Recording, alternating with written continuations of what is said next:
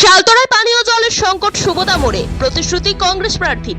বিধানসভা নির্বাচনকে সামনে রেখে জোর কদমে চলছে রাজনৈতিক দলগুলির প্রচার। সেই আবহে শালতোরা বিধানসভার কংগ্রেস প্রার্থী অমরকান্ত মণ্ডল বিভিন্ন এলাকায় জনসংযোগে বেরিয়ে পড়েছেন। প্রচারের মাঝেই উঠে এলো দীর্ঘদিনের একটি গুরুতর সমস্যা, পানীয় জলের অভাব। সম্প্রতি তিনি শালতোরার সুবোদা মোড় এলাকায় গিয়ে স্থানীয় মানুষের সঙ্গে কথা বলেন। সেখানে গিয়ে তিনি দেখেন আজও এলাকার বাসিন্দারা পানীয় জলের জন্য চরম দুর্ভোগের মধ্যে দিন কাটাচ্ছেন। স্থানীয়দের অভিযোগ, নিয়মিত জল সরবরাহ না থাকায় বাধ্য হয়ে বাইরে থেকে জলের ট্যাঙ্ক এনে প্রয়োজন মেটাতে হচ্ছে।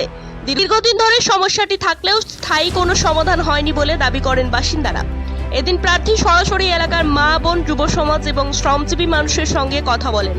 তাদের দৈনন্দিন কষ্ট, ক্ষোভ এবং প্রত্যাশার কথা মন দিয়ে শোনেন তিনি। স্থানীয়দের একাংশ জানান, বহুবার প্রশাসনের দৃষ্টি আকর্ষণ করা হলেও সমস্যার কোনো কার্যকর সমাধান হয়নি।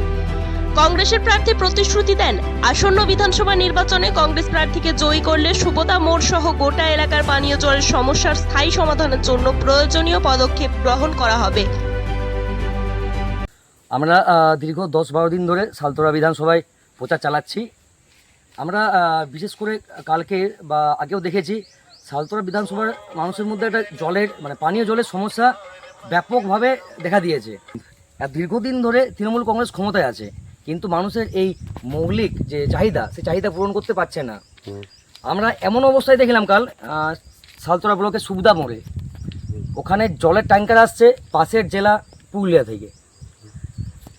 আমরা বলতেই পারি যে সরকার 15 বছরের মতো ক্ষমতায় থেকেও মানুষের সাধারণ মৌলিক সমস্যার সমাধান করতে পারে না, তাদের থাকার ক্ষমতা নেই বা অধিকার নেই। রাস্তাঘাট ভাঙা, রাস্তাঘাটের কোনো উন্নত নেই, এমনকি যোগাযোগ ব্যবস্থা অত্যন্ত দুরূহ, ফলে কিছুই করার নেই। মানুষের রেসপন্স কি দিচ্ছে?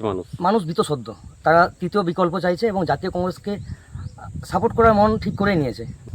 আমাদের দল ভারতীয় জাতীয় কংগ্রেস, তারা আমাদের মানুষের যে মৌলিক চাহিদা, খাদ্য, বস্ত্র, বাসস্থান এবং পানীয়, এটা এবং শিক্ষা, এটার উপর জোর দেয়।